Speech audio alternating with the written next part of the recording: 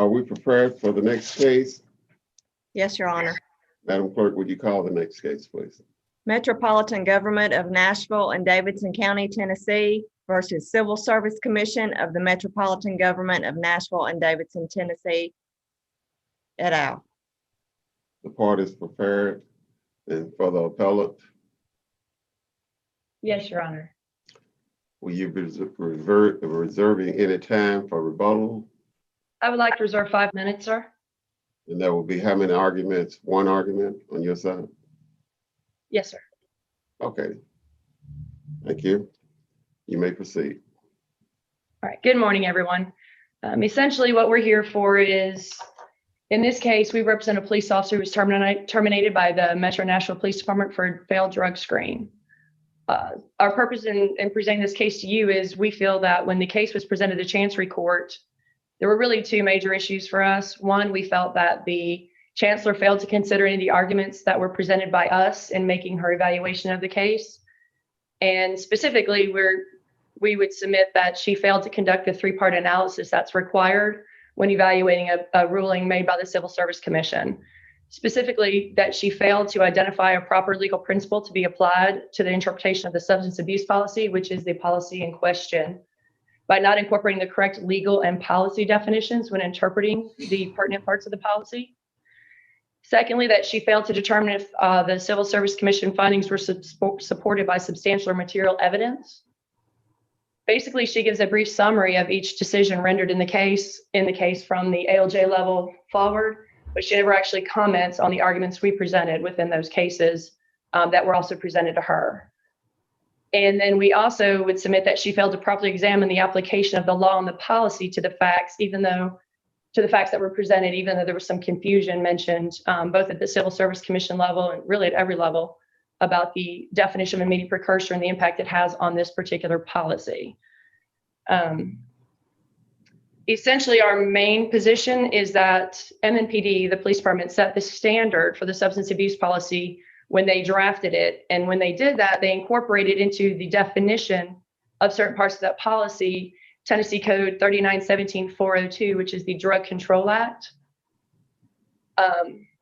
To make this more relevant in this situation, or to make it, I know you guys have read the brief, so stop me if you don't want me to do this, but I'll give you a brief summary. Officer Terrazas was an 8-year veteran with Metro Nashville Police Department. He was also with the military for 19 years, 8 of which was spent as a police officer. He's currently employed as a police officer with Hendersonville Police Department, and he's also a reservist in the Air National Guard in a law enforcement capacity as an investigator of sorts. He has never failed a drug screen prior to this incident, nor since this incident. This was an isolated incident. The cause of this entire situation was he was injured on the line of duty during a foot pursuit where both of his quadricep tendons were ruptured. He had to undergo a significant surgery and physical therapy to treat, to get back to even be able to walk, quite frankly, but to treat his injuries. On the recommendation of his physical therapist, he purchased an over-the-counter supplement called Equibolin. That supplement is still available for purchase today, as a matter of fact. He started using the supplement and then was called into the police department where he offered or they insisted on a drug screen based on a complaint that had come through in his personal life. And he failed the drug screen for the steroid boldenone and boldione. So that's essentially the facts of why we're here today. The police department stated that basically charged him with violating the Metro Policy 210-100, I believe is the policy number, the positive drug screen. Within that policy, the definition of a controlled substance is a pertinent part of that policy. And so we would submit that the trial court failed to review our arguments in saying that you have to understand not only the definition of controlled substance via the policy, but because that definition incorporated the definition of immediate precursor stated in Tennessee Code 3917-402, the failure of the department to do that and the failure of her to do that led us to the decision where we feel she didn't evaluate our suggested proposal, which was that he actually, if violated any policy, more likely violated the policy and where he should have been aware of the possible outcome of the supplements that he was taking, which is policy 210-040. The crux of our argument is that a scientific standard was used to evaluate whether or not this over-the-counter supplement was an immediate precursor to a illegal or banned substance. And they were clear. Everybody seems to be, the commission was certainly confused. We tried to clarify to the court, but it was never even addressed by the trial court, this position, our argument was. But Metro set the standard by incorporating the definition of immediate precursor into the controlled substance definition, which was then incorporated into the Metro policy about failed drug screens, or about drug screens. Ms. Gilliland, let me interrupt you. What is it that you say is the appropriate definition for immediate precursor? And also, if I'm not mistaken, I think that Metro presented expert evidence, expert testimony that it was an immediate precursor. But are you saying that under the wrong definition? No, I'm saying it was under the wrong lens. So there's a precursor there's a chemical or a scientific standard. There's lots of things that are precursors. Cholesterol is a precursor to testosterone. And I'm not going to pretend to understand beyond a surface level the way this works, but Metro's expert testified that this particular product converted in the body through a natural process into bolgione or boldenone. Now, there was some discrepancy between this is also in the record, between what the department alleged, that it was a one-step process. The manufacturer said absolutely not, it's a two-step, and that was the route that was traveled initially.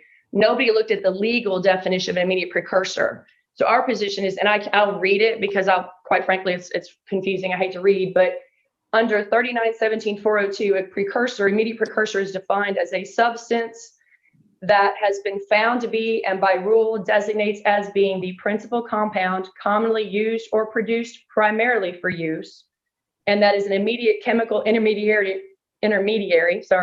used or likely to be used in the manufacture of a controlled substance, the control of which is necessary to prevent, curtail, or limit manufacture. That is the definition that was incorporated into Metro's policy. Metro did not define immediate precursor. They do not define immediate precursor in their policy. So then that leads, I'm sorry, does that answer your question? Yes. Okay, thank you. So our position is the ALJ had it right when the ALJ looked at the legal standard and determined that equibolin, as a legal over-the-counter supplement that underwent a natural process in the body and basically increased production of a natural substance, is the appropriate finding. Not that this was an immediate precursor. We didn't take this. You don't take this to create a steroid. Essentially, it's not a substance that is used to create an illegal substance. Excuse me for interrupting, counsel. As I understand it, the expert witness testified that this product, equibolin, was in fact an immediate precursor, and the commission adopted that position that this over-the-counter product was in fact an immediate precursor. That's correct. And accordingly would create a positive drug screen when one was taken. Is that correct? Scientifically, that's correct.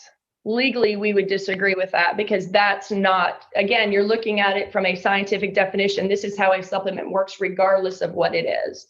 You take it and it not transmutates, I'm sorry, domestic law, and it basically metabolizes into something else in your body. But he did not take an illegal substance, and he was not aware that this would happen. This was not an expected thing. And so then our question becomes, how far do we have to go to investigate? There was no warnings on the bottle. There's nothing letting us know that this could potentially create a positive drug screen situation. So do we expect him to go and research this beyond that? Does he have to go to the medical journals, which I'm going to be honest, are very confusing? You know, how far does a layperson, or in this case, a police officer, have to go to make something that they've purchased legally over the counter at the recommendation of their medical professionals have to go to be protected, because he was not doing anything wrong and he did not take something that is legally a violation of the policy. And that's where we are standing.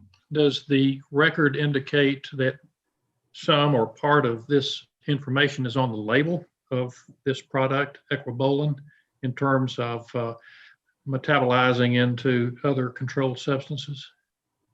It does not on the label. If you do extended research, if you pull some research, if you look online, there is some literature that would state that, but that's what the officer did not do, which is why we feel like the appropriate punishment would be the punishment where he didn't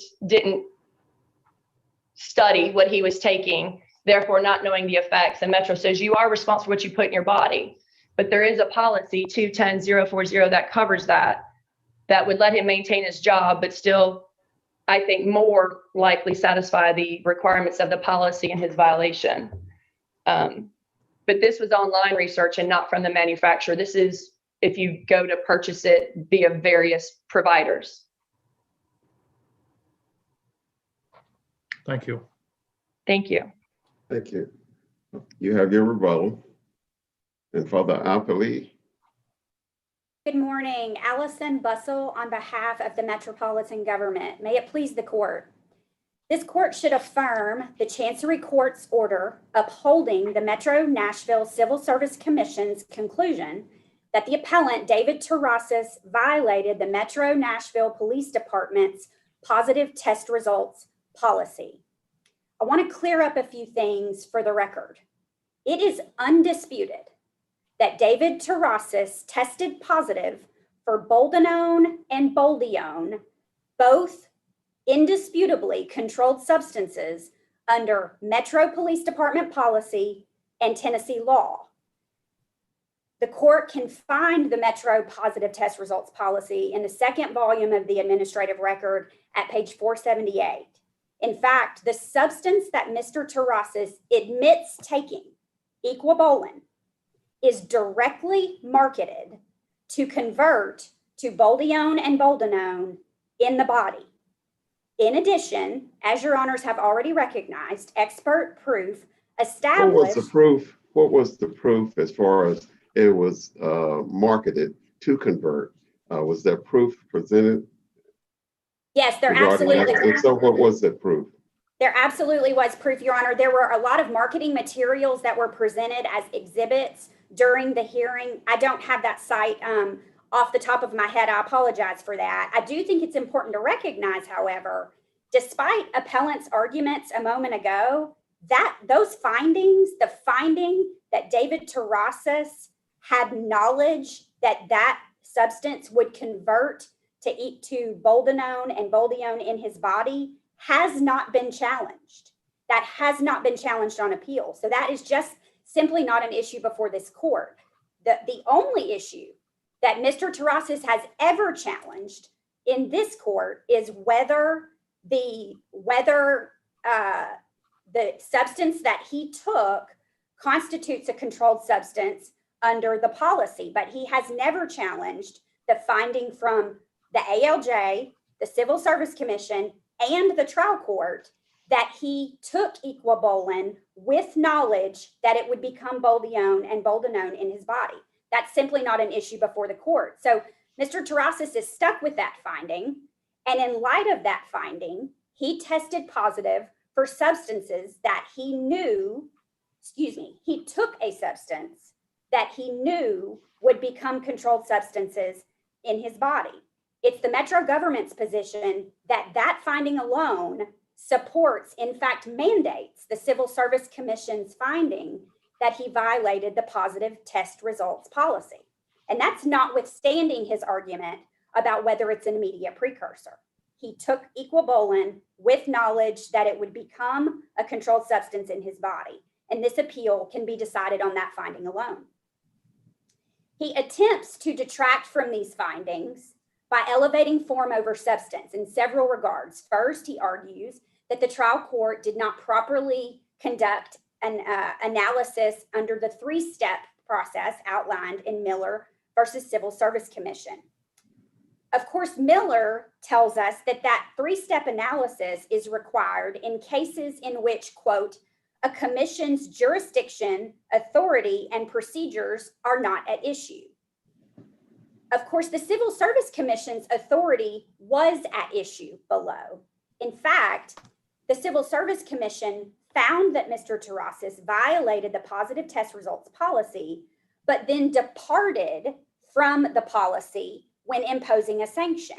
So Metro had to appeal that decision because it was Metro's position that you found a particular policy violation, you must follow the policy with respect to the sanction for that violation. And so the Civil Service Commission's authority was the precise issue that was before the trial court on Metro's appeal. And in that appeal, the trial court reversed the Civil Service Commission, but not on whether Mr. Terrasas violated the positive test results policy. Mr. Terrasas didn't appeal that issue.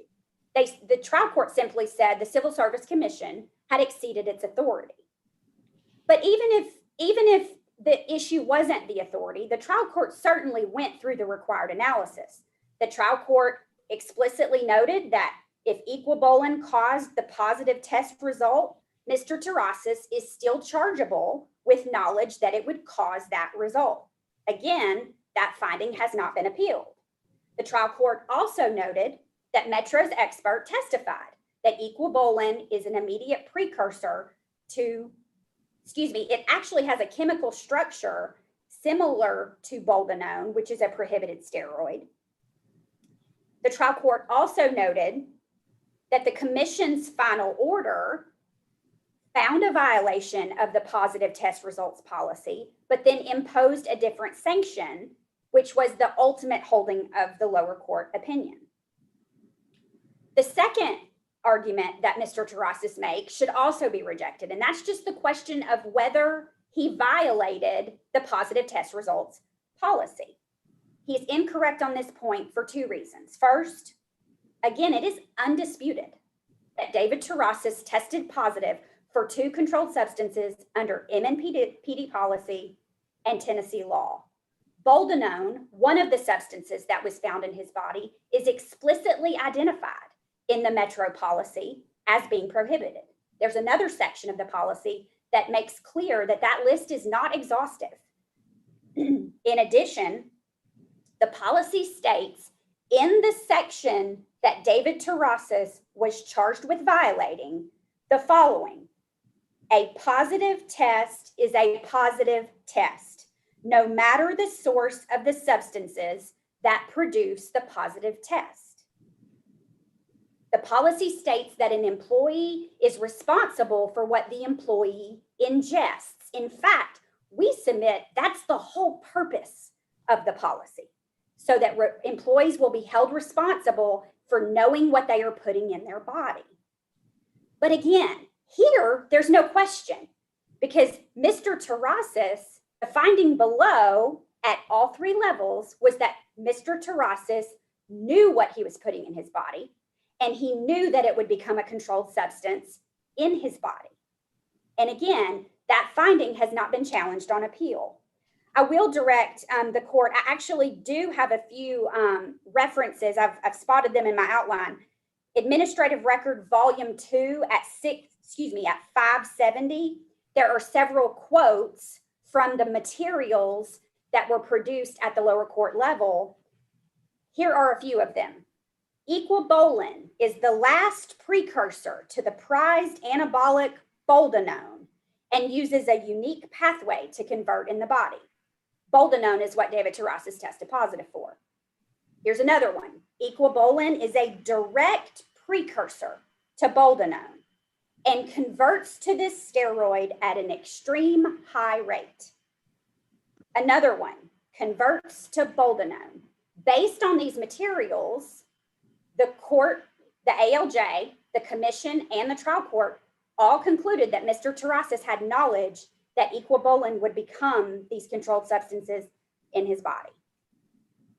And then I want to address Mr. Terrasas's final argument, which we submit the court doesn't have to reach, but if this court does find that it needs to reach the question of whether equibolin is an immediate precursor, the court should conclude that it is. The definition of a controlled substance in MNPD's policy includes, quote, a drug, substance, or immediate precursor in Schedules 1 through 7 of the Tennessee Code. And that's at the 2nd volume of the administrative record at 465. The Tennessee Drug Control Act of 1989 is the section of the Tennessee Code that contains Schedules 1 through 7. and that's TCA 39-17-401 at SEC. But appellant's argument concerning the MNPD policy's reference to an immediate precursor is a strained interpretation. Appellant argues, of course, MNPD, when they cite immediate precursor, they mean exactly the same thing as what it says under Tennessee law. Appellant admits that the policy itself does not define an immediate precursor. But MNPD's definition has to be read in context so as to avoid a strained interpretation of the policy itself. Let's compare Tennessee law to the MNPD policy. Under Tennessee law, the definition of an immediate precursor is targeted toward curtailing manufacture of controlled substances.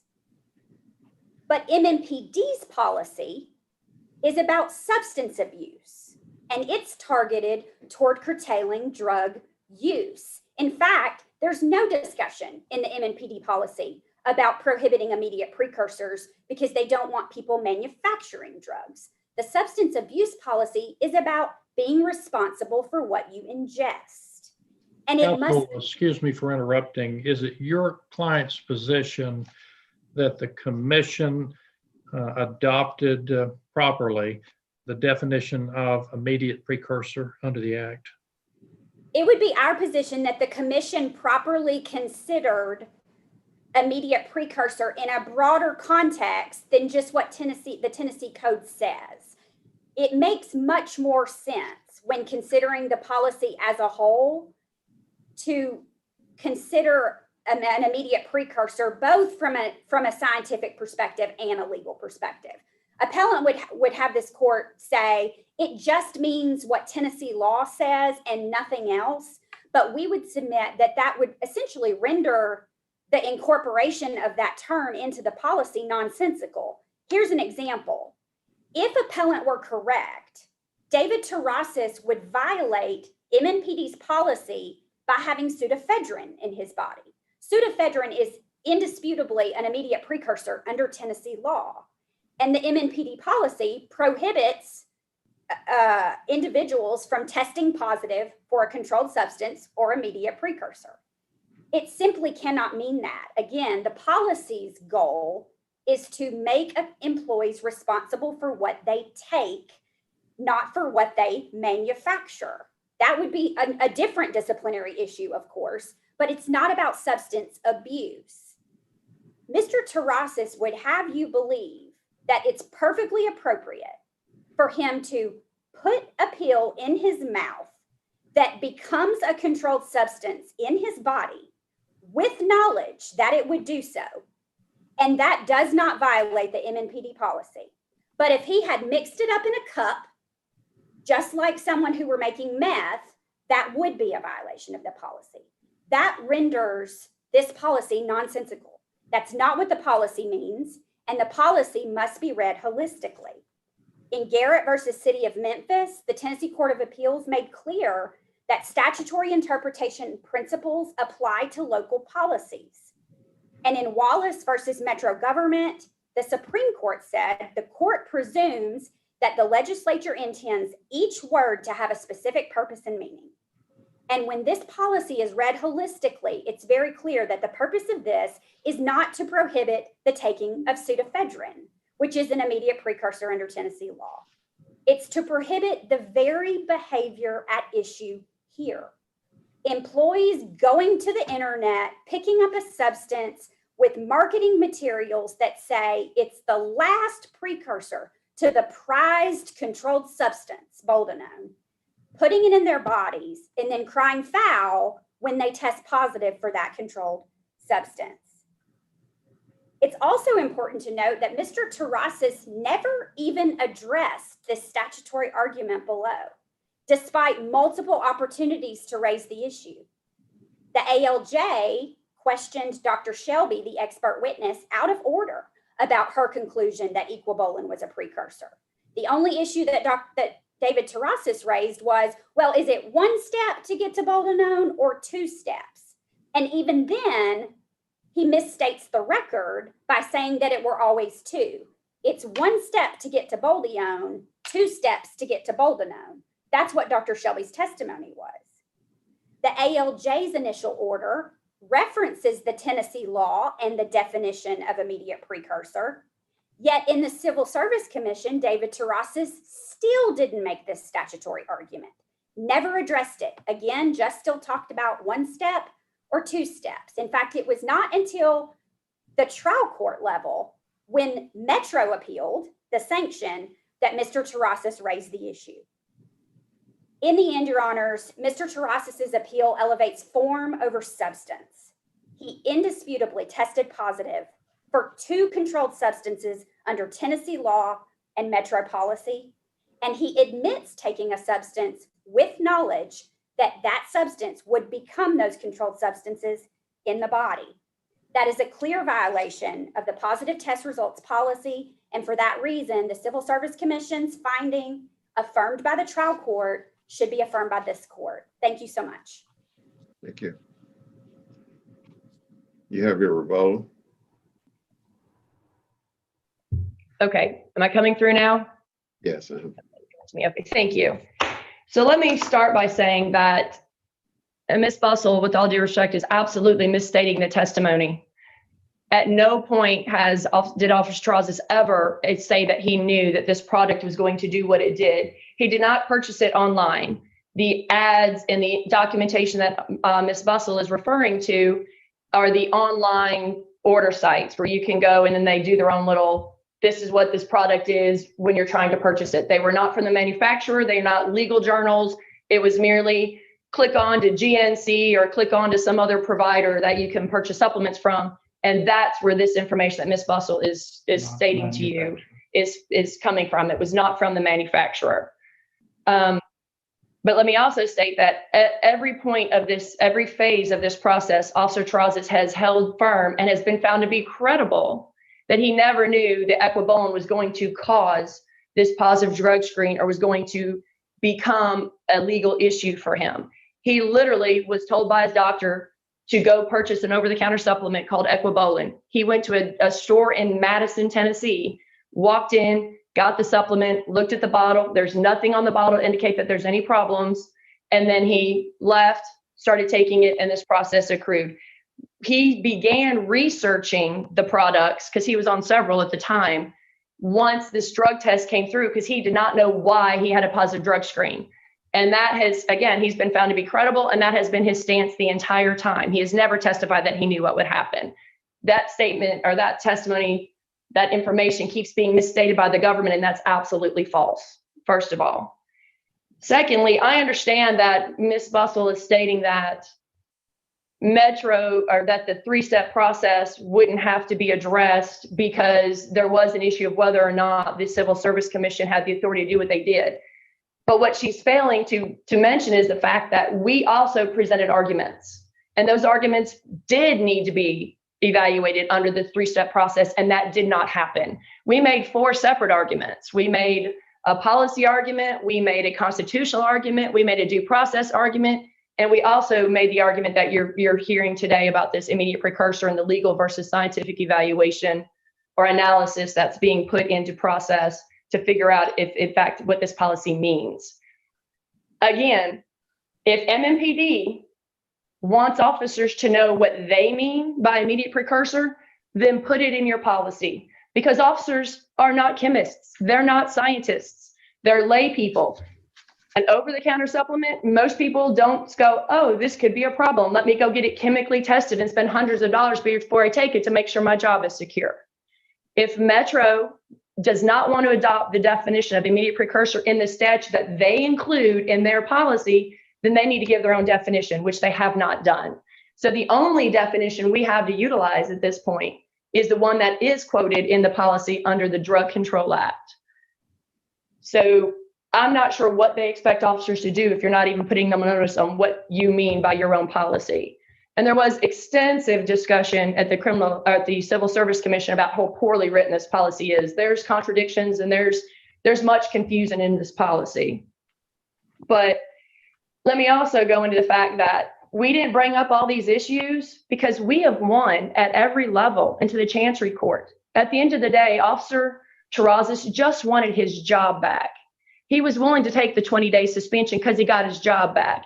He was willing to sacrifice the Civil Service Commission's findings because he got his job back. So why are we going to appeal something that ultimately gave us the result that we were looking for?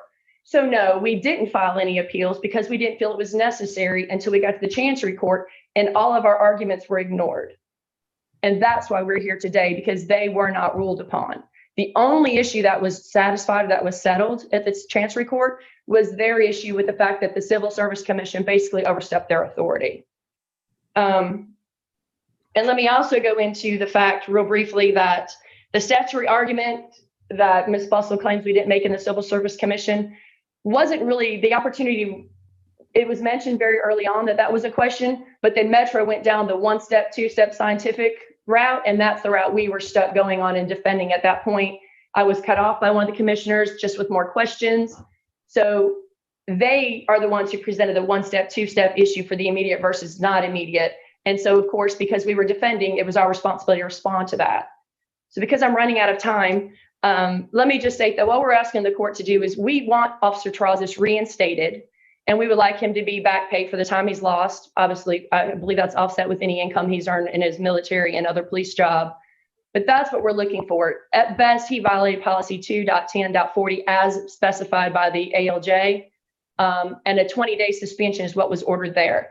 And that would satisfy, I believe, Officer Terrazas' desires. But please understand that this is the first appeal was here. We have not had to file an appeal up to this point. Thank you. Thank you. Thank you very much. Okay. The case is now submitted to the panel, and we will prepare our opinion and submit you our results within due course of time. Thank you very much to both lawyers. Thank you. Thank you. Thank you. Thank you. This court is now in recess until 11 a.m.